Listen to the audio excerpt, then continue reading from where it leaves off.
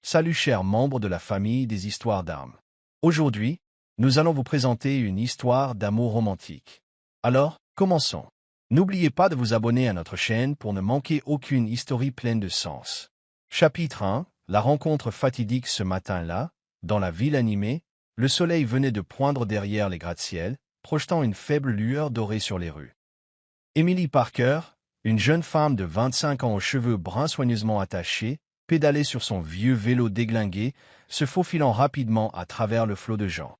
Dans le panier de son vélo, 2 tasses de café fumantes étaient soigneusement équilibrées sur un mince plateau en carton.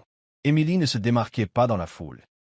Petite, avec un visage délicat qui portait toujours une pointe d'inquiétude, elle travaillait chez Béant Haven, un petit café niché dans une ruelle tranquille, où la clientèle se composait principalement d'employés de bureau et de quelques habitués qui chérissaient le calme. Son maigre salaire était presque entièrement consacré aux frais d'hôpital d'Ethan, son frère de 17 ans, atteint d'une maladie en phase terminale, une condition qui l'avait confiné à un lit d'hôpital pendant plus de la moitié de sa vie. Pour Emily, chaque jour était une course contre la montre, contre les factures et contre l'épuisement qui pesait sur son cœur.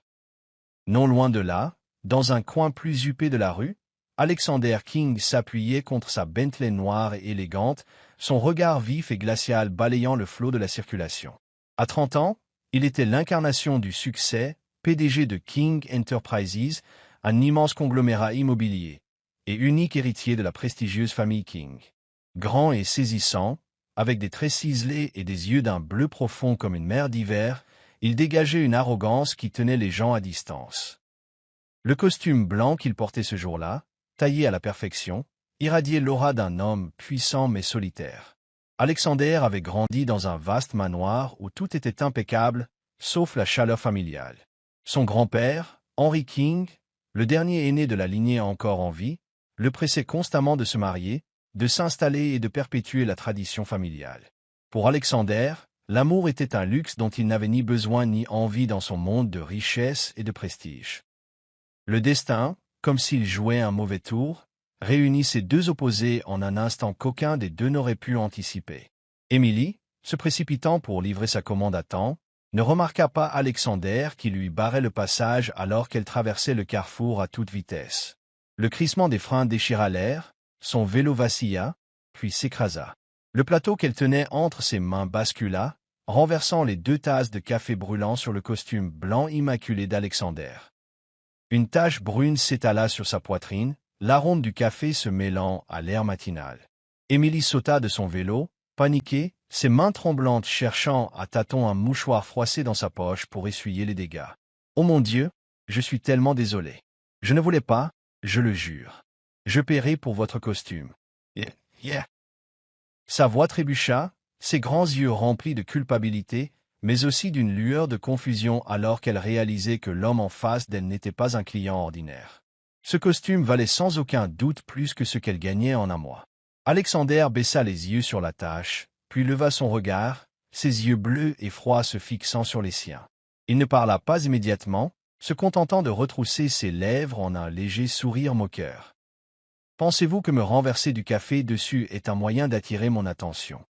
Sa voix était basse et tranchante, fendant l'air. « Si vous essayez de m'approcher, j'ai bien peur que vous ayez choisi la mauvaise méthode. » Emily se figea, sa panique se transformant en colère. Elle se redressa, bien qu'elle atteignît à peine son épaule, et rétorqua sans hésitation. « Attirez votre attention? Vous pensez que tout le monde meurt d'envie de s'approcher d'un type arrogant comme vous? Je fais juste mon travail, je ne joue pas la comédie. » Ses mots étaient vifs, bien que sa voix tremblât d'embarras et de tension. Quelques passants s'arrêtèrent, curieux de la scène. Une petite jeune femme en tablier de café affrontant un homme clairement issu de la haute société. Alexander haussa un sourcil, peu habitué à la défiance. « Faire votre travail? Alors la prochaine fois, regardez où vous allez, pour que les autres n'aient pas à souffrir de votre maladresse. » Il se tourna pour partir, mais Emily ne se laissa pas faire. « Suffer? Un costume peut être nettoyé. Mais moi, perdre un client, qui est le plus mal loti ici? » cria-t-elle après lui, son ton un mélange de frustration et d'humour réticent. Il s'arrêta, se retournant pour la regarder une fois de plus. Cette fois, une lueur de surprise traversa ses yeux. Peu osé discuter avec Alexander King, et la façon dont Émilie mélangeait maladresse et vivacité d'esprit le fit inconsciemment graver son visage dans sa mémoire, bien qu'il ne l'admettrait jamais. « Vous feriez mieux d'être plus prudente la prochaine fois », dit-il froidement, mettant fin à l'échange avant de monter dans sa voiture, laissant Émilie plantée là avec son vélo et une irritation grandissante. Chez elle, Émilie raconta l'histoire à Ethan, plaisantant et soupirant tour à tour. « Je parie que ce type n'a jamais eu à se soucier de l'argent un seul jour de sa vie. Tu parles d'être dans les nuages. » Ethan réussit un faible rire depuis son lit d'hôpital, ses yeux s'illuminant grâce à son optimisme. Pour elle, son petit frère était la seule raison de continuer, peu importe à quel point la vie devenait dure. Pendant ce temps, Alexander était assis dans son somptueux bureau, contemplant la ville depuis le 50e étage. L'image de cette fille maladroite traversa brièvement son esprit. Il la chassa aussitôt, se disant que c'était un incident anodin qui ne valait pas son temps. Mais au fond de lui, il n'avait aucune idée que cette rencontre allait changer le cours de sa vie. Chapitre 2. L'événement menant au mariage. Cette nuit-là, les lumières des grands lustres du vaste hall de l'hôtel Grand Royal illuminaient chaque recoin où se déroulait le gala de charité annuel. C'était un événement qui attirait l'élite, ceux qui étaient prêts à dépenser somptueusement pour s'acheter une réputation de bienveillance. Emily Parker se tenait à l'écart dans un coin, ses mains agrippant fermement un plateau vide, ses yeux balayant la foule extravagante. Elle n'avait pas sa place ici. La simple robe noire qu'elle avait empruntée à une amie semblait déplacée parmi les robes éblouissantes valant des milliers de dollars. Mais Emily n'était pas là pour se montrer. Elle était là pour Ethan. L'hôpital qui soignait son frère organisait cette collecte de fonds, et elle s'était portée volontaire pour servir dans l'espoir d'obtenir des dons des invités fortunés. Chaque centime qu'elle pouvait rassembler signifiait un autre jour de vie pour le garçon qu'elle aimait le plus. À quelques mètres de là, Alexander King se tenait entouré d'hommes d'affaires et de journalistes, son costume noir ajusté accentuant sa haute stature et son attitude glaciale. Il n'était pas là par compassion, mais à cause des obligations sociales que sa famille lui imposait. Son grand-père, Henry King, une figure décharnée mais imposante aux cheveux d'argent, était assis à la table d'honneur, ses yeux perçants suivant chacun des mouvements de son petit-fils. Henry avait été clair lors du dîner de la semaine précédente. « Alexander, il ne me reste plus beaucoup de temps. Tu dois épouser une fille convenable avant que je ne ferme les yeux. » Pour Alexander, ces mots n'étaient qu'un fardeau de plus. Il ne croyait pas à l'amour, et encore moins à être enchaîné par un mariage arrangé. La nuit se passa entre rires forcés et toasts creux jusqu'à ce qu'un incident inattendu ne vienne briser le calme. Une bougie décorative sur l'une des tables bascula sous l'effet d'un courant d'air, sa petite flamme léchant la nappe, et en quelques instants, un coin du hall s'embrasa de fumée. Des cris éclatèrent alors que la foule paniquée se précipitait vers les sorties. Emily, qui portait un plateau d'eau à proximité, le posa rapidement et se précipita en avant, utilisant sa veste pour étouffer les flammes avant que le personnel de l'hôtel ne puisse réagir. Son action rapide attira quelques regards, mais elle n'y prêta aucune attention. Elle voulait seulement que l'événement continue afin de pouvoir poursuivre son objectif. Alexander, qui se tenait non loin de là, fronça les sourcils en observant la scène. Il reconnut la petite jeune femme aux prises avec le feu, la même qui lui avait renversé du café la veille. Mais il n'eut pas le temps de s'y attarder car, dans le chaos, la bague de famille qu'il portait à la main gauche, une pièce en or massif gravée de l'emblème de l'aigle de la famille King, glissa et roula sur le sol. Il se pencha pour la chercher, mais la foule déferlante le repoussa. Emily, après avoir éteint le feu, s'effondra sur le sol, haletante pour reprendre son souffle. En baissant la tête, ses yeux captèrent un reflet parmi les nappes roussies. C'était la bague, complexe, lourde, manifestement pas un bibelot ordinaire. Elle la ramassa, avec l'intention de retrouver son propriétaire, lorsqu'une voix âgée mais autoritaire retentit derrière elle. « Jeune fille, que tenez-vous là ?» Elle se tourna pour faire face à Henry King. Il s'appuyait sur sa canne, ses yeux perçants fixés sur la bague dans sa main. Avant qu'Emily ne puisse s'expliquer, Henry pencha la tête, et à sa grande surprise, esquissa un rare sourire. « Oh, la bague de la famille King. Alors, c'est ainsi que le destin l'a voulu. » Sa voix tonna, attirant l'attention des personnes alentour. Emily cligna des yeux, confuse, encore en train d'assimiler, lorsqu'Henry se tourna vers Alexander, qui venait de revenir après avoir calmé la foule. « Alexander, Je ne m'attendais pas à ce que tu annonces ta fiancée de cette manière. Alexander se figea, son regard passant de son grand-père à Émilie, puis se posant sur la bague qu'elle tenait. Il comprit instantanément le malentendu. Mais avant qu'il ne puisse objecter, Henri leva sa canne et déclara avec une autorité inébranlable. Tout le monde, félicitez mon petit-fils et cette jeune fille, sa fiancée. La bague de famille dans sa main en est la preuve la plus claire. La foule éclata en applaudissements, quelques objectifs d'appareils photo pivotant vers eux. Émilie resta clouée sur place, ses mains tremblantes agrippant la bague, sa voix défaillante. « Non, monsieur. Vous vous trompez, je l'ai juste trouvée. » Mais Alexander, sous le poids du regard de son grand-père et des dizaines d'yeux désormais fixés sur eux, se sentit acculé. Le nier maintenant humilierait Henri, un faux pas qu'un héritier comme lui ne pouvait se permettre. Il s'avança, son regard glacial se fixant sur Émilie comme pour l'avertir de garder le silence. Puis il se tourna vers la foule, sa voix basse mais impérieuse. « Très bien.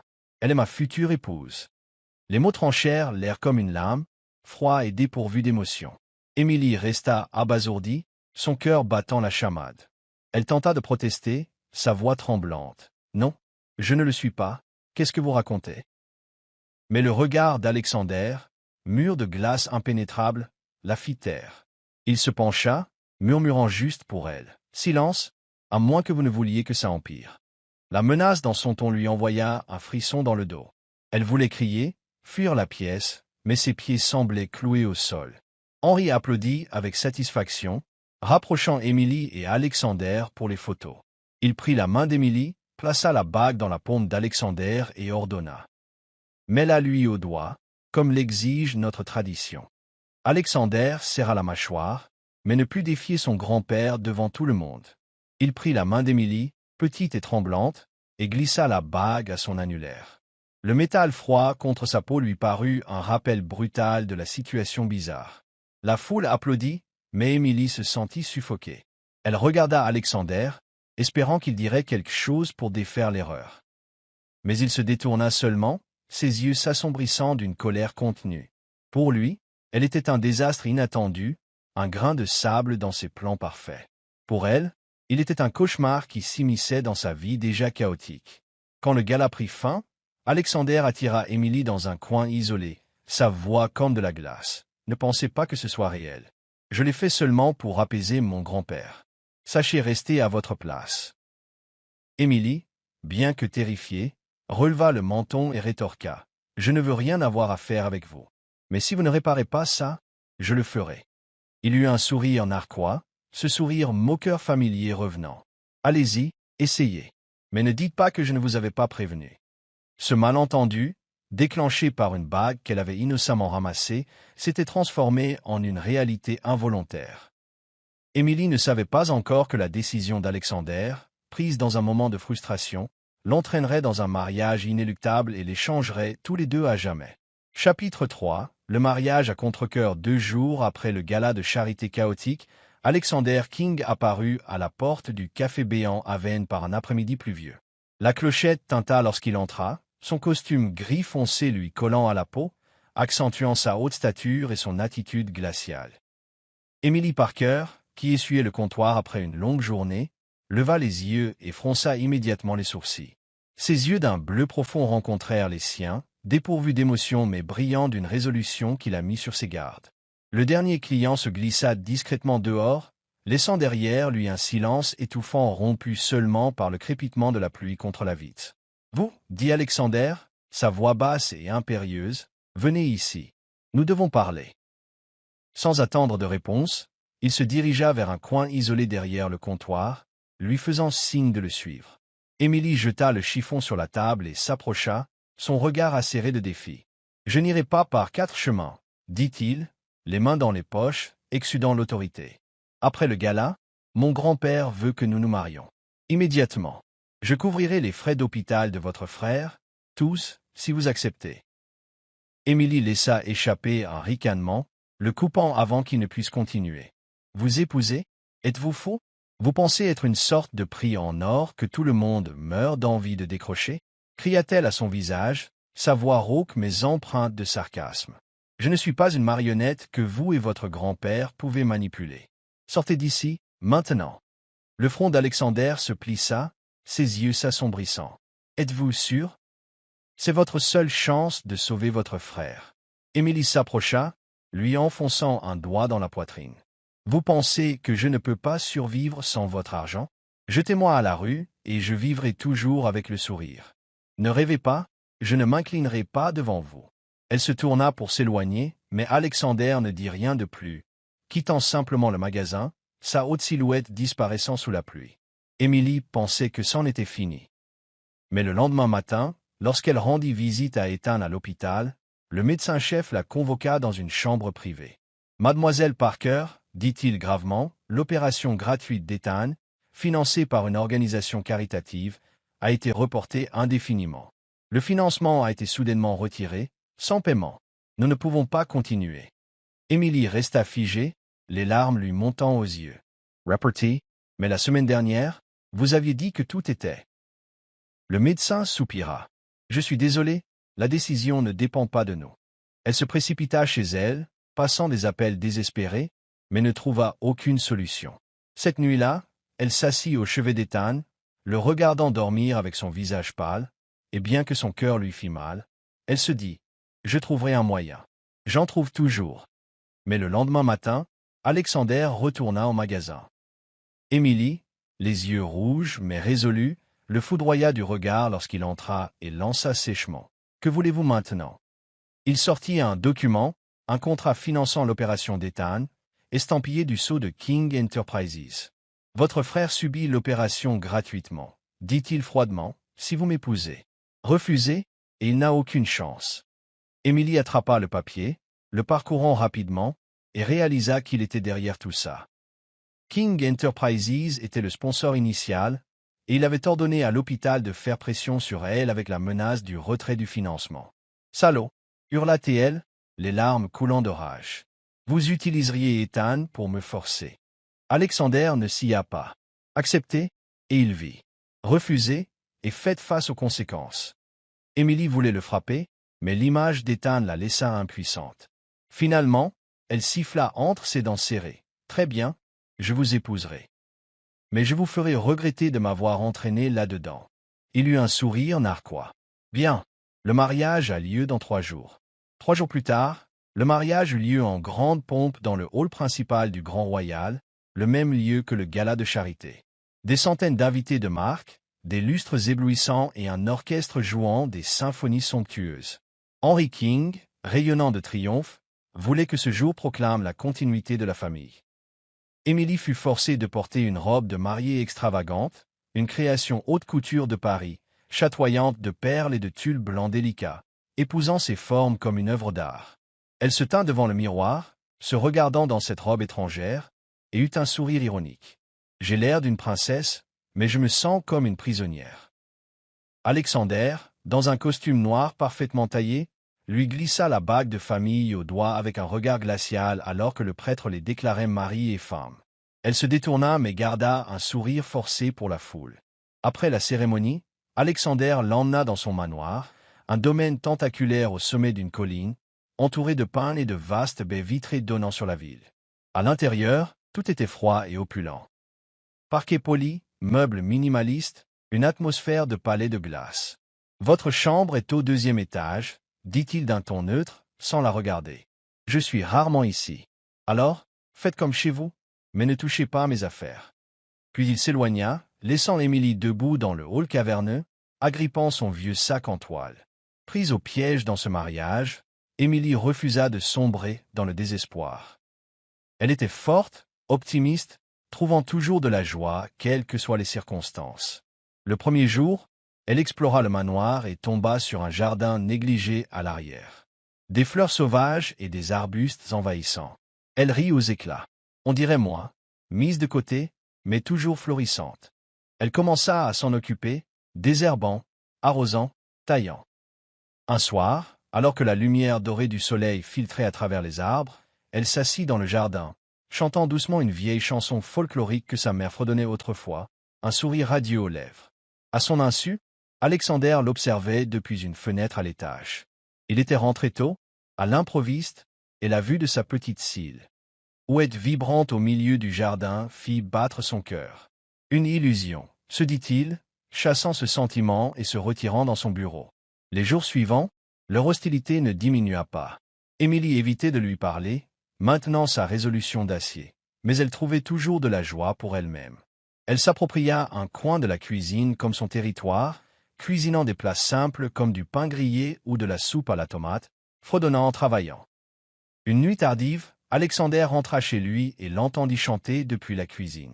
Il s'arrêta, caché derrière la porte, l'observant se balancer sur sa propre mélodie improvisée. Sa voix était claire et vive, contrastant fortement avec la froideur de la maison. Il secoua la tête, murmurant « Elle n'est qu'un outil » et monta à l'étage. Mais alors, quelque chose d'inattendu se produisit. C'était l'anniversaire d'Émilie, un jour dont elle n'avait parlé à personne, le notant seulement dans son petit journal. Alexander, lors d'une rare course pour acheter des fleurs pour un partenaire commercial, choisit impulsivement un bouquet de roses blanches immaculées, parce qu'elles vont bien avec la maison. De retour au manoir, il vit Émilie arroser le jardin et, pour des raisons qu'il ne pouvait expliquer, laissa les fleurs sur la table de la cuisine avec un mot « Pour vous ». Quand Émilie entra, elle regarda le bouquet avec incrédulité, puis éclata de rire. Qui aurait cru que ce crétin pouvait acheter des fleurs? Elle les arrangea dans un vase, le plaçant dans le jardin, et bien qu'elle ne le remercia pas, son cœur se réchauffa légèrement. Émilie commença à voir qu'Alexander n'était pas entièrement sans cœur. Un matin, en rendant visite à Ethan, elle apprit que son opération avait eu lieu comme promis. Le médecin dit que l'organisme de bienfaisance avait rétabli le financement. Elle savait que c'était King Enterprises. Une autre fois, elle laissa tomber un verre dans la cuisine et Alexander apparut de nulle part, ramassant silencieusement les éclats. Elle eut un sourire narquois. « Je ne pensais pas que vous vous abaisseriez à ramasser des choses. » Mais il se détourna avant qu'elle ne puisse en dire plus. La distance entre eux restait un mur de pierre. Mais de petites étincelles commençaient à vaciller, bien qu'aucun des deux ne l'admettrait. Chapitre 4. Paroles blessantes 3 mois après le mariage.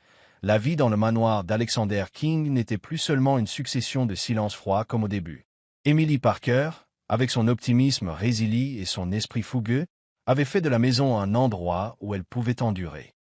Le petit jardin fleurissait maintenant de fleurs sauvages, la cuisine embaumait le pain grillé et ses chants résonnaient occasionnellement dans le vaste espace. Bien que sa relation avec Alexander restât celle d'étrangers, pas de salutations, pas de regard, elle refusait de se laisser sombrer dans la morosité. Pour elle, qu'elle soit jetée à la rue ou dans un somptueux manoir, elle trouverait toujours un moyen de vivre joyeusement. Un petit changement commença avec les habitudes culinaires d'Émilie. Elle ne cuisinait pas intentionnellement pour Alexander. Il ne le demandait jamais, et elle n'en avait aucune envie. Mais chaque fois que les restes s'accumulaient, elle les laissait dehors. Autant le faire, puisque j'y suis, se disait-elle, posant la portion supplémentaire sur la table de la cuisine sans un mot. La première fois, c'était une assiette de spaghettis avec une riche sauce tomate garnie de fromage doré fondu. Alexander, rentrant tard après une longue journée, regarda le plat en fronçant les sourcils, mais s'assit pour manger par faim. Il ne s'attendait pas à ce que ce soit si bon. Les saveurs étaient audacieuses mais équilibrées, loin des repas de restaurant auxquels il était habitué. Il finit son assiette mais ne dit rien, lavant discrètement l'assiette avant de monter à l'étage. Avec le temps, cela devint une routine tacite.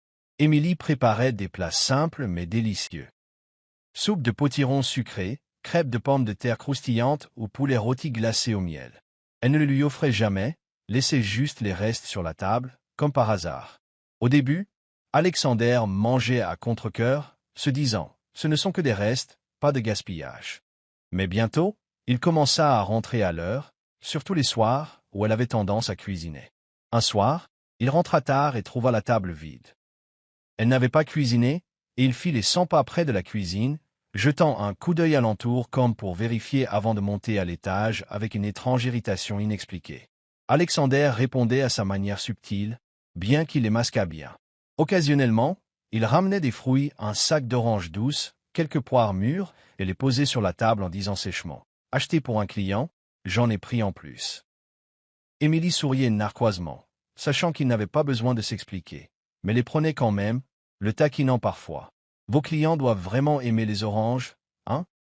De temps en temps, Il apportait un petit bouquet des œillets roses ou des marguerites blanches, répétant la même excuse. Pour un client, j'en ai pris en plus. Elle les arrangeait dans un vase, le plaçait dans le jardin et riait en elle-même. Ce type ne peut vraiment pas dire la vérité. Pourtant, leur relation restait comme des lignes parallèles. Ils se parlaient à peine au-delà d'échanges secs, ne se regardaient jamais dans les yeux plus de quelques secondes. Pour Émilie, il était toujours l'homme qui l'avait forcée à ce mariage. Pour Alexander, elle était un devoir qu'il devait tolérer. Pourtant, ces petits moments, l'assiette de spaghettis qu'il finissait, les fleurs qu'elle exposait, plantaient discrètement les graines d'un lien que ni l'un ni l'autre ne reconnaissait. Ce soir-là, un somptueux dîner avait lieu à la résidence privée d'un partenaire majeur de King Enterprises. Alexander devait y assister, et comme Henry King voulait que sa belle-fille par alliance soit présente pour renforcer l'image de la famille, Emily fut entraînée. Elle portait une robe de soirée vert émeraude, un cadeau d'Henry, qui épousait ses formes, soulignant sa beauté radieuse. En entrant dans le hall illuminé par des lustres, elle força un sourire, se disant « Fais juste semblant que c'est un spectacle de théâtre gratuit. » Alexander, dans un costume noir impeccable, marchait à ses côtés mais ne disait rien, son regard aussi froid que jamais. La fête bourdonnait de faux rires et de bavardages polis. Émilie s'attardait près du buffet, tenant un verre de jus d'orange, observant la foule.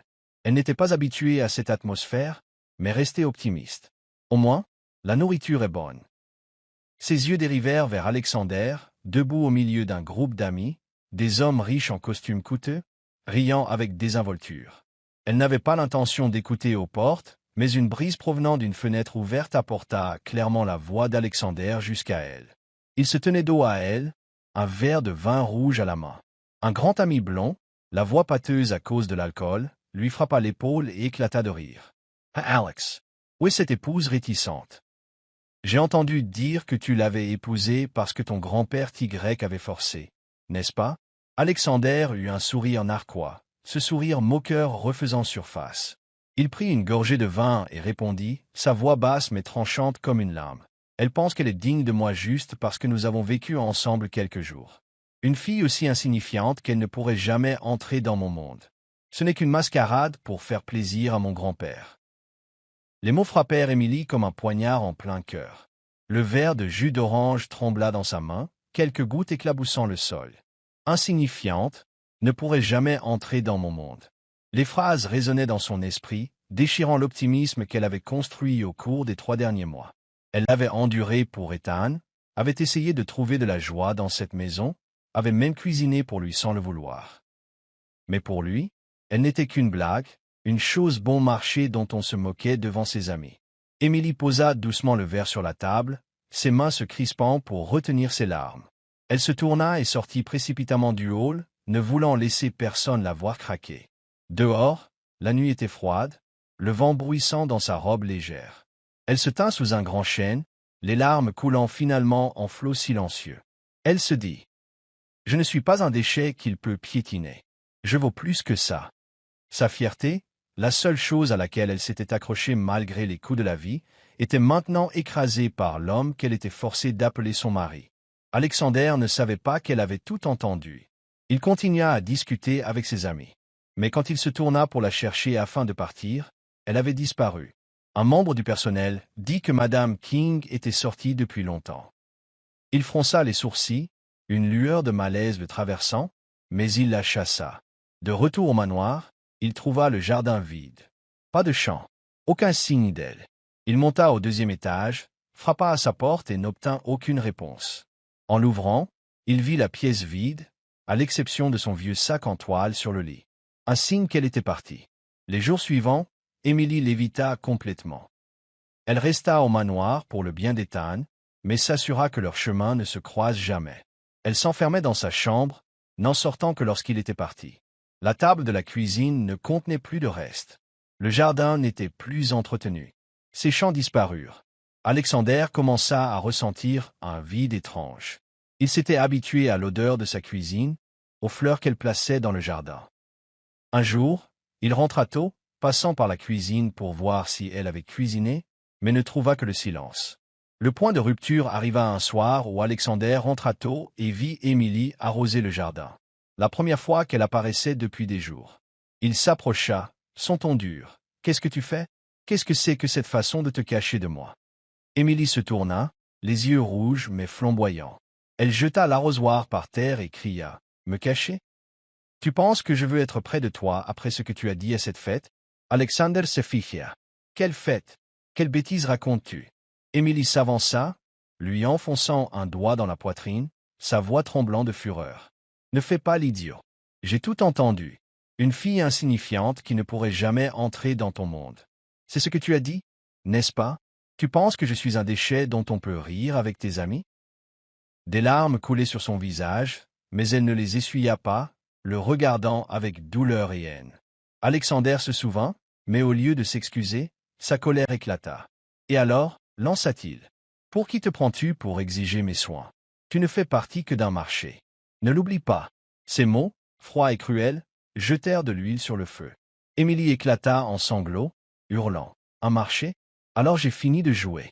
Je préfère vivre dans la rue plutôt que de te supporter. » Elle entra en trombe, laissant Alexander planté là, son regard s'assombrissant de colère et d'un malaise qu'il ne pouvait nommer. Chapitre 5. Le regret. La nuit suivant leur violente dispute, le manoir d'Alexander King était plongé dans l'obscurité et un silence de mort. Une pluie battante tombait à l'extérieur, chaque goutte martelant les vitres, reflétant la tourmente dans le cœur d'Emily Parker. Elle était assise sur le lit de sa chambre du 2e étage, serrant son sac en toile usée, dernier vestige de sa vie libre avant d'être entraînée dans ce mariage à contre-cœur. Les larmes avaient séché sur ses joues, laissant de légères traînées, mais ses yeux brûlaient encore de résilience. Les mots d'Alexander, « Pour qui te prends-tu pour exiger mes soins ?» résonnaient dans son esprit, le coup final qui avait anéanti le fragile espoir qu'elle avait autrefois nourri. Émilie n'était pas du genre à craquer facilement. Elle avait survécu à des jours de faim, ri des coups de la vie. Mais cette fois, sa fierté avait été piétinée au-delà de toute endurance.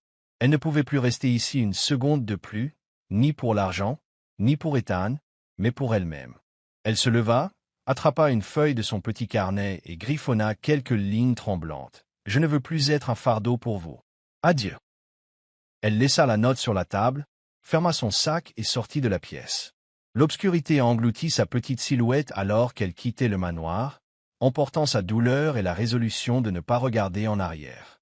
Alexander rentra chez lui tôt le lendemain matin, après une longue nuit au bureau, essayant d'étouffer la colère et le malaise qu'il refusait d'affronter. Il entra dans le grand hall, enlevant son manteau mouillé et le suspendant. Il s'attendait à l'odeur familière de la nourriture provenant de la cuisine ou au douchant d'Émilie, des choses auxquelles il s'était habitué sans s'en rendre compte. Mais aujourd'hui, il n'y avait rien. La maison était vide, plus froide que jamais, comme si son âme avait été arrachée. Il fronça les sourcils, se dirigeant vers la cuisine, mais la table était nue, impeccable. Pas d'assiette de spaghettis, pas de crêpes de pommes de terre. Aucun signe d'elle. Il monta au 2e étage et frappa à sa porte, sa voix sèche. « Émilie, es-tu là ?» Aucune réponse. Il poussa la porte et la vue le glaça. La pièce était vide, le lit soigneusement fait, l'armoire entr'ouverte. Aucune trace de sa présence. Sur la table, une petite note reposait seule, accusation silencieuse. Il la ramassa, lisant les mots brefs. « Je ne veux plus être un fardeau pour vous. Adieu. » Ses mains tremblèrent, le papier glissant sur le sol, et pour la première fois de sa vie, Alexander sentit un vide béant se déchirer dans sa poitrine. Il se précipita vers le jardin où elle s'asseyait autrefois, chantant, s'occupant des fleurs sauvages. Mais elle n'était pas là. Les marguerites blanches qu'il avait opportunément achetées la semaine dernière étaient toujours là, leurs pétales flétris, se moquant de son indifférence. Il retourna à la cuisine, repérant le tablier qu'elle portait souvent, une chose en lambeaux avec des marques de brûlure de sa cuisine. Il le ramassa, ses doigts agrippant le tissu rugueux, et les souvenirs l'envahirent comme une marée irrépressible. Il se souvint de son sourire dans le jardin, radieux sous la douce lumière dorée du soleil, alors qu'elle caressait les pétales de fleurs sauvages comme s'ils étaient des trésors. Il se rappela son chant discret dans la cuisine, clair et chaleureux, remplissant les nuits tardives où il s'arrêtait pour écouter. Il pensa à la soupe de potiron qu'elle laissait, comment il l'avait mangée à contre-cœur au début, mais en était bientôt venu à l'anticiper quotidiennement. Il se souvint des fois où il avait posé des fruits ou des fleurs sur la table, mentant en disant qu'il en avait acheté en plus, juste pour la voir sourire narquoisement et les arranger dans un vase. Ces moments insignifiants qu'il avait écartés, se disant qu'ils ne signifiaient rien, maintenant qu'elle était partie, le poignardaient comme des couteaux. « Qu'est-ce que je lui ai fait ?» se demanda-t-il, la voix rauque dans son esprit. Il s'effondra sur le canapé, serrant toujours le tablier, et pour la première fois, il affronta le vide qu'il avait créé. Cette maison, autrefois sa forteresse de solitude parfaite, n'était plus qu'une coquille vide. Pas de chant, pas d'odeur de nourriture. Pas de petite mais farouche présence d'Émilie. Il s'était habitué à elle, avait besoin d'elle, mais sa fierté l'avait aveuglé. Il se leva et sortit sur le balcon, contemplant les lumières de la ville en contrebas. Le vent froid soufflait, mais il ne ressentait rien d'autre que la douleur sourde dans son cœur. Il rejoua les mots cruels qu'il avait prononcés à la fête. Une fille aussi insignifiante qu'elle ne pourrait jamais entrer dans mon monde.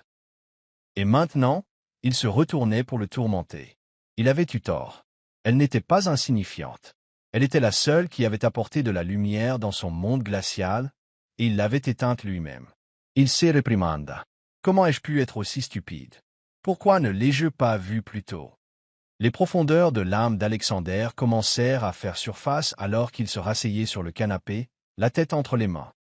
Il se souvint de leur première rencontre, quand elle lui avait renversé du café dessus et lui avait répondu sans crainte. Il se rappela comment elle s'était battue pour Ethan, acceptant de l'épouser malgré sa haine profonde. Il pensa à son regard de défi lors de leur dernière dispute, quand elle avait crié qu'elle préférait vivre dans la rue plutôt que de le supporter. Elle n'était pas faible. Elle était plus forte que lui, et il avait été trop arrogant pour le voir. Il se leva, cherchant à tâtons son téléphone pour l'appeler, avant de réaliser qu'il n'avait pas son numéro. Il retourna en courant dans sa chambre, fouillant dans les tiroirs à la recherche d'un indice. Rien, à part quelques bouts de papier avec des recettes qu'elle avait griffonnées. Il en ramassa un, lisant sa note écrite à la hâte. Soupe de potiron, ajoutez un peu de crème pour plus de saveur. Et des larmes coulèrent, involontaires. Pour la première fois, Alexander King, l'homme qui n'avait pas pleuré depuis la mort de ses parents, se sentit profondément pathétique. Sa fierté s'effondra entièrement. Il réalisa qu'il aimait Émilie, pas seulement maintenant, mais depuis ces petits moments qu'il niait, quand il s'attardait pour l'entendre chanter, quand il finissait ses spaghettis, quand il achetait des fleurs justes pour la voir sourire. Mais il l'avait réalisé trop tard. La peur de la perdre pour toujours le submergea, une vague noyant sa raison. Il se demanda, où est-elle allée? Est-elle en sécurité? Il ne pouvait supporter l'idée qu'elle soit là, seule, pendant qu'il était assis ici avec un regret tardif. Alexander se précipita vers sa voiture, sans se soucier de la pluie, déterminé à la retrouver. Il ne savait pas par où commencer, le café, l'hôpital, n'importe quel endroit dont elle avait parlé. Mais il ne pouvait pas rester immobile. Il se dit, « Je dois la retrouver. Je dois arranger ça. » Sa note reposait sur le siège passager, un rappel de ce qu'il avait perdu.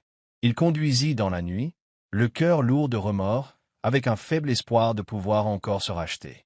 Pendant ce temps, Émilie était assise dans un motel bon marché près de l'hôpital, serrant son sac, regardant la pluie à travers la fenêtre. Elle ne pleurait plus. Elle avait résolu de continuer à vivre comme elle l'avait toujours fait. Mais au fond d'elle, la douleur couvait encore. Elle ne savait pas que l'homme qui l'avait blessée la cherchait maintenant désespérément, son cœur s'ouvrant à l'amour pour la première fois. Chapitre 6. Le voyage pour reconquérir l'amour. La pluie tombait sans relâche alors qu'Alexander King conduisait à travers les rues sombres, les yeux rougis par le manque de sommeil. Son cœur était alourdi par le regret et le désespoir. La note d'Émilie reposait sur le siège passager, ces mots brefs, une accusation constante résonnant dans son esprit. « Je ne veux plus être un fardeau pour vous. Adieu !» Il ne pouvait plus rester un instant de plus dans le manoir vide. Il avait cherché dans toute la ville. Le café béant à Vennes, l'hôpital où Ethan était soigné, les ruelles étroites dont elle avait parlé une fois. Mais aucune trace. Après 3 jours sans sommeil ni nourriture, un petit détail refit surface dans sa mémoire. La ville natale d'Émilie, un endroit à plus de 100 kilomètres de là où elle avait dit avoir grandi avec Ethan. C'était son dernier espoir. Il conduisit toute la nuit, arrivant à l'aube, et s'arrêta devant un restaurant en bord de route appelé Mama's Kitchen. À travers la vitre embuée, il la vit. Émilie, en tablier vert, essuyant les tables avec un léger sourire.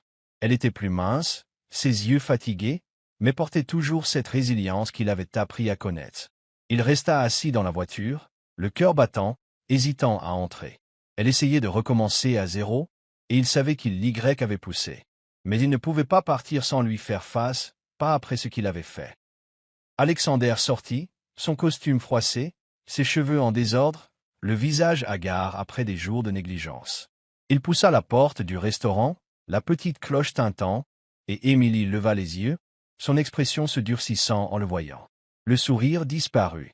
Elle s'essuya les mains sur son tablier et sortit de derrière le comptoir, sa voix glaciale. « Qu'est-ce que tu fais ici ?» Il ne répondit pas immédiatement, la regardant simplement, ses yeux d'un bleu profond maintenant remplis de douleur et de remords. Puis, au grand étonnement des quelques clients présents, il tomba à genoux sur le sol en bois usé, la tête baissée. « Emily, J.E.U. Tort. Je ne te mérite pas, mais je ne peux pas vivre sans toi. Je suis désolé pour tout ce que j'ai dit, tout ce que j'ai fait. Je suis un salaud, et je le sais. S'il te plaît, donne-moi une chance de réparer les choses. » Émilie resta figée, ses mains se crispant en poing. La morsure de ses paroles dures, une fille aussi insignifiante qu'elle ne pourrait jamais entrer dans mon monde, persistait, une blessure non cicatrisée. Elle le regarda, agenouillée, brisée et désespérée, mais au lieu de s'adoucir, elle ne ressentit que du vide. Elle prit une profonde inspiration, sa voix tremblante mais résolue. « Tu avais raison. Nous sommes de deux mondes différents. Retourne dans le tien. Je n'y ai pas ma place. » Ces mots tranchèrent l'air, froid et inflexible. Elle se tourna et entra dans la cuisine, le laissant à genoux, la tête baissée en silence. Mais Alexander ne se leva pas et ne partit pas comme elle s'y attendait. Il resta là quelques secondes de plus, puis se releva, son regard plus déterminé que jamais. Il savait que les mots ne suffisaient pas. Il l'avait trop profondément blessée, et elle avait parfaitement le droit de le repousser. Mais il ne pouvait pas abandonner, pas après avoir réalisé à quel point il l'aimait. Il loua une petite chambre dans un motel voisin, résolu à rester dans la ville si elle ne lui pardonnait pas. Il prouverait par des actes qu'il n'était plus l'homme arrogant qui l'avait blessé. Le lendemain, il retourna au restaurant, non pas pour s'excuser à nouveau, mais pour aider. Vêtu d'une simple chemise au lieu d'un costume, les manches retroussées, il proposa de travailler gratuitement. Laver la vaisselle, essuyer les tables, décharger les livraisons. Émilie le regarda avec méfiance, son ton glacial. « Qu'est-ce que tu fais? Je t'ai dit de partir. » Il répondit doucement, mais fermement, « Je ne pars pas. Je serai là, que tu le veuilles ou non. » Elle haussa les épaules et se détourna, supposant qu'il abandonnerait après quelques jours. Mais il ne le fit pas. Il travaillait en silence, ne se plaignant jamais, bien que ses mains, autrefois habituées uniquement au clavier, devinssent rêches à cause du liquide vaisselle. Pendant ce temps, un autre homme entra dans la vie d'Émilie. Tom, un mécanicien au bon cœur de la ville. Grand, avec des cheveux bruns en désordre, il avait un sourire chaleureux et des yeux sincères.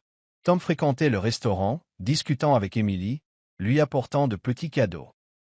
Un panier de pommes de son jardin, un gâteau qu'il avait fait lui-même. Il l'aimait bien et ne faisait aucun effort pour le cacher. Un jour, il proposa de réparer la vieille maison de sa famille, où elle logeait temporairement, et dit doucement, « Tu n'as pas besoin de retourner en ville, Émilie. Tu peux recommencer ici. Je t'aiderai. » Émilie eut un léger sourire, ne s'engageant pas, mais l'attention de Tom lui apporta du réconfort. Alexander observait tout cela de loin. Comment Tom la faisait rire, comment il se tenait près d'elle en réparant un tuyau dans le restaurant. Et pour la première fois, il ressentit une jalousie cuisante. Il n'était pas habitué à cela. Il avait toujours été en contrôle, toujours celui qu'on poursuivait. Mais maintenant, il craignait de la perdre pour de bon, non par orgueil, mais au profit d'un homme meilleur que lui, un homme qui ne l'avait pas blessé. Cela le força à affronter son plus grand défi. Prouver son amour, non seulement par des mots, mais par des actes. Il commença à changer, pas à pas. Un jour, alors qu'Émilie tombait malade à cause du surmenage, il resta sous la pluie pour acheter des médicaments, les laissant à sa porte avec un mot. « Prends-les. Ne t'épuise pas. » Il n'entra pas, ne demanda pas de remerciements. Il partit simplement en silence. Une autre fois, il la vit lutter pour replanter le jardin de derrière, autrefois la joie de sa mère, et acheta silencieusement des graines et des outils, l'aidant à creuser quand elle ne regardait pas. Quand elle le remarqua, elle fronça les sourcils. « Qu'est-ce que tu fais ?» Il répondit. « Je veux aider, c'est tout. » Émilie garda ses distances, mais elle ne pouvait nier ses efforts. Elle le voyait se débrouiller maladroitement en lavant la vaisselle, le regardait apprendre patiemment à éplucher les pommes de terre auprès de la propriétaire du restaurant, l'observait assis dans le jardin, les mains pleines de boue, juste pour planter des fleurs. Elle commença à lui parler davantage, bien que seulement par courtes phrases. « Tu l'épluches mal, comme ça ?» ou « Oh, attention, ne laisse pas l'eau déborder. » Alexander ne demandait pas plus. Chaque mot qu'elle prononçait était une petite victoire. Tom remarqua la présence d'Alexander et n'apprécia pas. Un jour, il l'affronta devant le restaurant, la voix sévère. « Qu'est-ce que tu fais ici? Émilie n'a pas besoin de quelqu'un comme toi, quelqu'un qui l'a blessée. » Alexander baissa la tête. « Je sais que j'ai eu tort, mais je n'abandonnerai pas. Si elle te choisit, je l'accepterai. Mais je dois d'abord réparer les choses. » Tom ne lui faisait pas confiance, mais ne força pas Émilie à choisir pour l'instant. Il resta à ses côtés, un soutien constant, poussant Alexander à essayer plus fort. La guérison vint lentement, à travers de petits moments. Un soir, après la fermeture du restaurant, Émilie trouva Alexander assis dans le jardin, contemplant les fleurs qu'il avait plantées. Elle s'approcha, s'assit à côté de lui, silencieuse un moment avant de demander « Pourquoi ne pars-tu pas? Je t'ai dit que je n'appartenais pas à ton monde. » Alexander se tourna vers elle, ses yeux sincères. « Je pensais que mon monde était tout. Mais j'avais tort. Mon monde ne signifie rien sans toi. Je resterai ici, que tu me pardonnes ou non, parce que tu es le monde auquel je veux appartenir. » Émilie ne répondit pas, mais elle ne s'éloigna pas. Elle le regarda, hagard, sincère, n'étant plus l'arrogant Alexander King, et pour la première fois, elle sentit une étincelle d'espoir. La douleur persistait, mais sa persévérance la touchait. Elle dit doucement, « Je ne t'ai pas pardonné, mais je verrai ce que tu feras ensuite. » Ce n'était pas une promesse, mais pour Alexander, c'était tout ce dont il avait besoin. Les jours suivants, il resta, travaillant à ses côtés, apprenant à vivre simplement comme elle. Il n'était plus le PDG froid, mais un homme s'efforçant de reconquérir l'amour qu'il avait perdu. Tom restait un défi, mais Alexander n'avait plus peur. Il savait que ce voyage serait long, mais il était prêt. Parce que pour la première fois, il comprenait la valeur de ce pourquoi il se battait pour garder Émilie. Chapitre 7. Prouvé par les actes, les jours dans la petite ville natale d'Émilie passèrent avec la persistance tranquille d'Alexander King.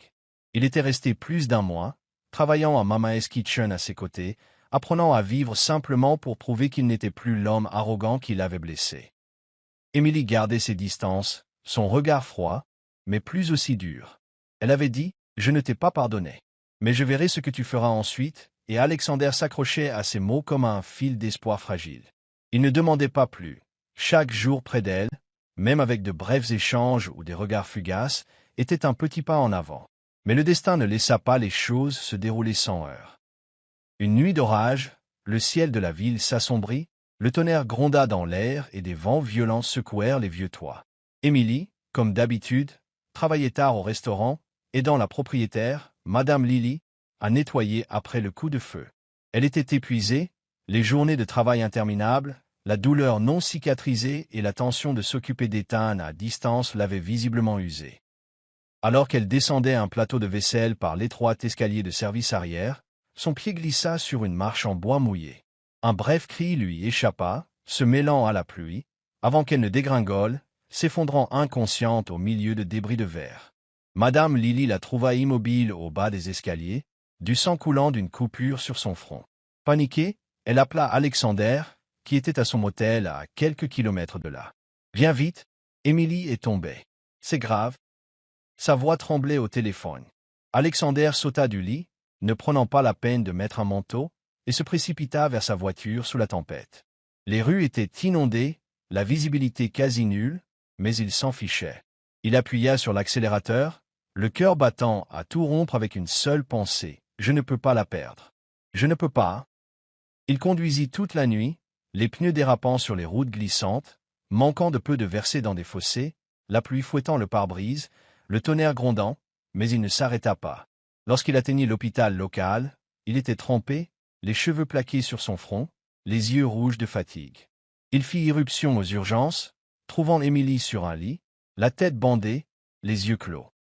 Le médecin dit qu'elle avait une légère commotion cérébrale et une perte de sang, mais qu'elle se rétablirait avec des soins rapides. Alexander resta à ses côtés, ses mains tremblantes agrippant les siennes, froides et frêles. Il s'agenouilla, la serrant dans ses bras, murmurant d'une voix haletante. « Je ne te perdrai plus. Je le jure. » Tom, alerté par Madame Lily, arriva peu après. Il se tint à la porte, regardant Alexander tenir Émilie, ses yeux s'assombrissant de jalousie et d'inquiétude. Mais il n'entra pas, se détournant silencieusement, laissant Alexander avec elle. Cette nuit-là, Alexander ne quitta jamais sa chambre. Il resta assis près de son lit, lui tenant la main, changeant ses bandages lorsqu'elle avait de la fièvre, épongeant la sueur de son front avec un linge chaud. Quand elle se réveilla le lendemain matin, ses yeux fatigués rencontrèrent les siens, hagards, trempés, mais inébranlables. Elle murmura faiblement. « Toi, pourquoi es-tu ici ?» Il répondit d'une voix rauque. « Parce que je ne peux être nulle part ailleurs. » Émilie ne dit rien de plus, mais elle ne retira pas sa main. Elle le regarda, l'homme qui l'avait autrefois profondément blessé, et pour la première fois, vit un Alexander différent. Pas arrogant, pas froid, juste un homme terrifié à l'idée de la perdre. La douleur persistait cependant, et elle resta silencieuse, ne voulant pas laisser son cœur s'ouvrir trop tôt. Le véritable sacrifice d'Alexander vint peu après, alors qu'elle était encore hospitalisée.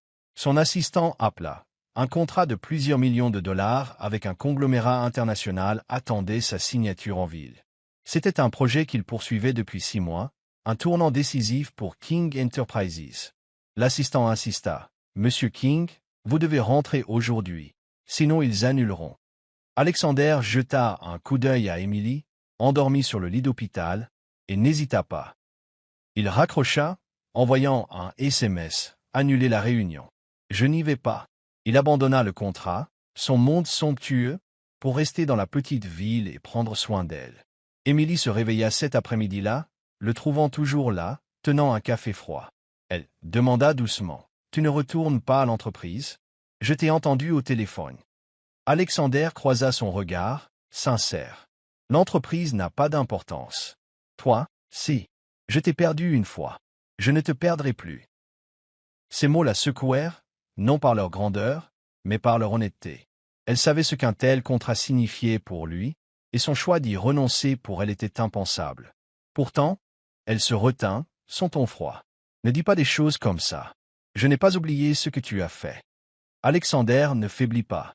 Après sa sortie de l'hôpital, il resta en ville, s'occupant de tous ses besoins. Il apprit à vivre comme elle, simplement, sincèrement, en commençant par de petits gestes pour combler leur fossé. Un jour, la voyant préparer de la soupe dans la cuisine du motel, il ne se contenta pas de regarder comme avant. Il intervint, attrapant maladroitement un couteau. « Apprends-moi à éplucher les pommes de terre. » Émilie fronça les sourcils, mais eut un sourire narquois. « Toi, cuisiner, bonne chance. » Elle se tint à côté de lui, guidant sa prise, et bien qu'il ait massacré la pomme de terre, elle ne le chassa pas. Cette soupe avait meilleur goût que d'habitude, malgré sa modeste contribution. Il retourna dans son jardin de derrière, où il avait autrefois aidé à planter des fleurs.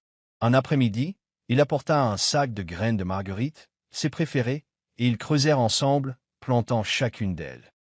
Ses mains étaient boueuses, sa chemise trempée de sueur, mais il souriait, un sourire rare, libre de toute arrogance.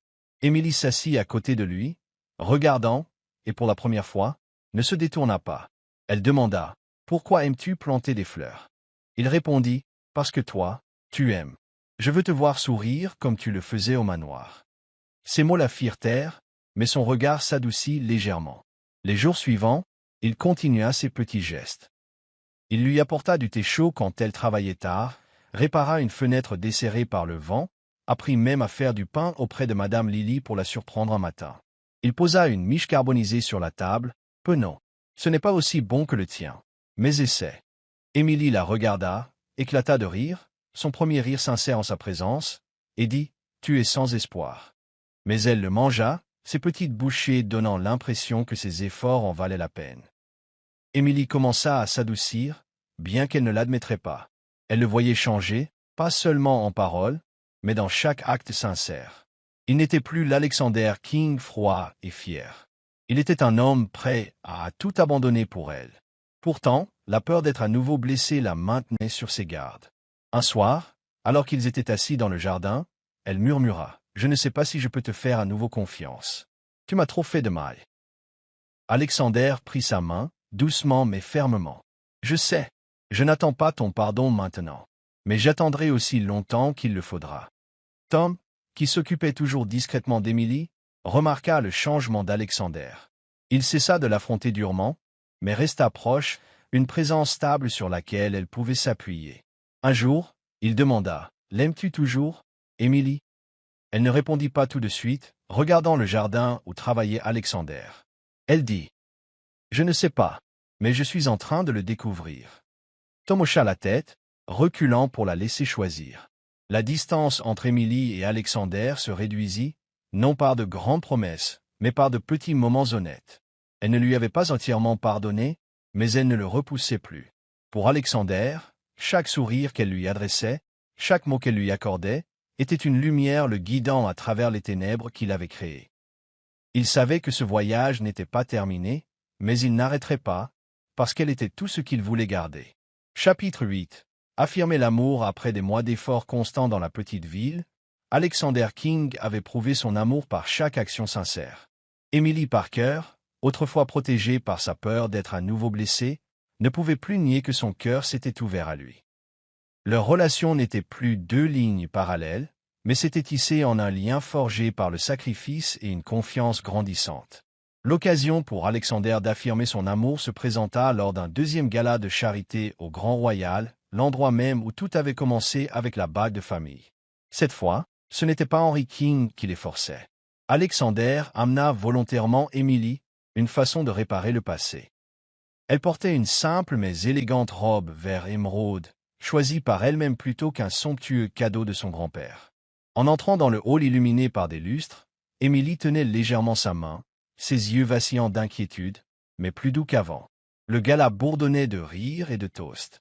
Alexander, dans un costume noir ajusté, se tenait au milieu de la foule, mais son regard ne quittait jamais Emily, qui s'attardait dans un coin avec un verre de jus d'orange. Il savait que c'était son moment, non pas pour prouver quoi que ce soit au monde, mais à elle. Lorsque les organisateurs l'invitèrent à prendre la parole en tant que sponsor principal de l'événement, il monta sur scène, prit le micro et marqua une pause pour rassembler son courage. « Mesdames et messieurs », sa voix profonde résonna, commandant la salle. « J'étais autrefois un imbécile, arrogant et aveugle à ce qui comptait vraiment. J'ai blessé la personne que j'aime le plus, celle qui a apporté de la lumière dans mon monde froid. » Il s'arrêta, croisant le regard d'Emily, son regard bleu profond débordant d'émotion. « Emily, tu es tout pour moi. J'ai eu tort de te repousser. Mais aujourd'hui, devant tout le monde, je veux dire que je t'aime.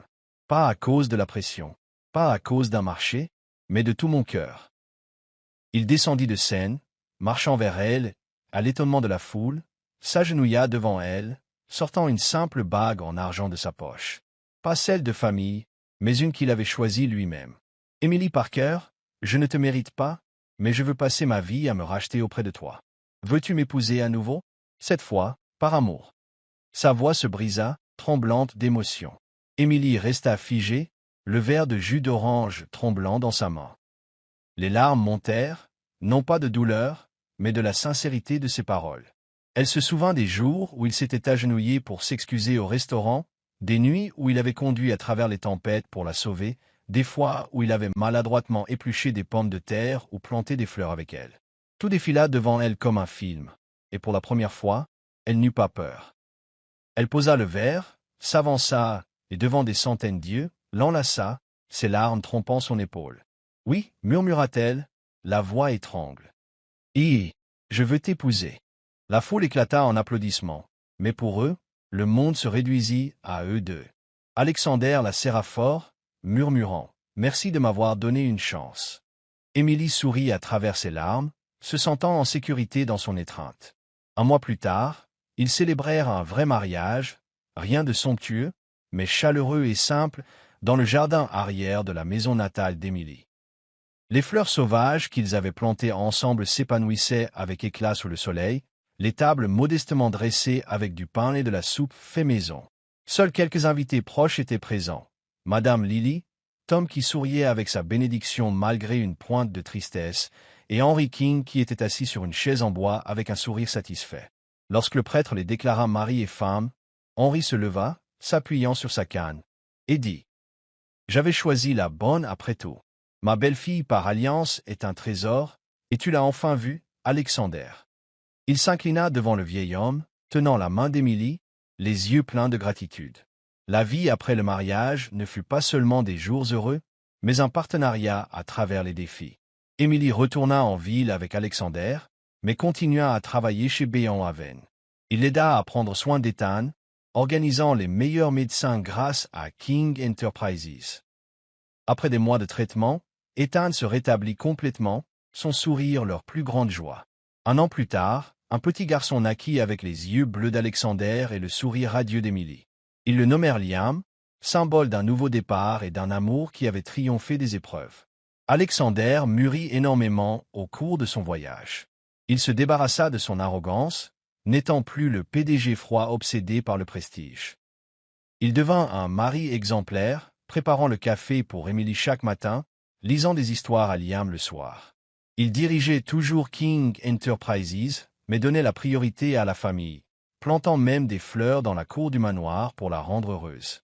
Emily, avec son optimisme résili et son courage, continua à travailler au café, mais maintenant, elle n'était plus seule. Elle avait une famille joyeuse, un mari aimant, un frère en bonne santé et un fils précieux. Un après-midi, la famille était assise dans le jardin. Emily regardait Alexander jouer avec Liam, et elle sourit. Elle avait autrefois pensé qu'ils appartenaient à des mondes différents, que l'amour entre eux était impossible. Mais maintenant, elle savait que leur monde avait fusionné grâce à un amour sincère et à des sacrifices. Alexander croisa son regard, s'approcha et prit sa main, murmurant « Merci de ne pas avoir renoncé à moi. » Elle appuya sa tête sur son épaule, répondant « Merci de m'avoir retrouvé. » Ils restèrent assis là, baignés d'une douce lumière dorée, entourés de fleurs épanouies, sachant que leur avenir ne leur réservait que le bonheur simple et complet qu'ils avaient mérité. Merci d'avoir suivi cette histoire touchante de la chaîne Histoire d'âme. Partagez vos réflexions sur l'histoire dans les commentaires ci-dessous si vous croyez que le véritable amour peut résister à toutes les épreuves et commence parfois de la manière la plus simple. N'oubliez pas d'appuyer sur le bouton j'aime et de partager cette histoire avec vos amis. Pour ne manquer aucune histoire touchante et pleine de sens, abonnez-vous à notre chaîne et aidez-nous à diffuser des messages d'amour et de chaleur à tout le monde. Chérissons ensemble les beaux moments de la vie et de l'amour.